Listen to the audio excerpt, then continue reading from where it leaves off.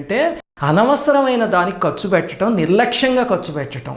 ఇది మహా నటుల జీవితాలకు వెళ్ళి చూడండి. అంటే స్టార్డమ్లో వెలిగిపోయిన వాళ్ళు దొరికిన కారల్లా కొనేసి, ఒక 100 కార్లు, లేకపోతే దొరికిన నగల్లా కొనేసి, ఇంట్లో ఎక్కడ నగ ఉందో తెలియదు, ఏ మూలుందో తెలియదు, ఆ రకంగా కొనేసి, అదేమిటంటే పొగరమోత్తనం అనమాట.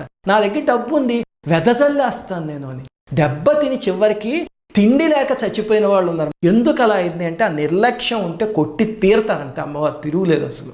మనం కూడా చూడండి, ఇప్పుడు ఏదో ఒక షాప్కి వెళ్ళాం అనుకోండి, ఇది ఎంత అని అడిగి కొనం. చాలామంది దగ్గర చూస్తే మీకు తెలుస్తుంది. అన్నీ కొనేసి బ్యాగ్లో వేసేసుకున్నాక చివరికి బిల్ ఎంత అయింది అంటే అతను ఏదో 5,000 అన్నాడు అనుకోండి, సరే కార్డ్ స్వైప్ చేసేస్తాను. అంతేకాని నేను ఎంత కొన్నాను, చివరికి కూరగాయల మార్కెట్లో కూడా అది ఎంత ఖర్చు అయింది, అన్నీ వచ్చాయా, ఏమీ ఆలోచించరు. దీన్నే నిర్లక్ష్యం అంటారు. ఈ నిర్లక్ష్యం ఎప్పుడు ధనం మీద చూపించినా తర్వాత కొట్టి తీరుతుంది. కావాలంటే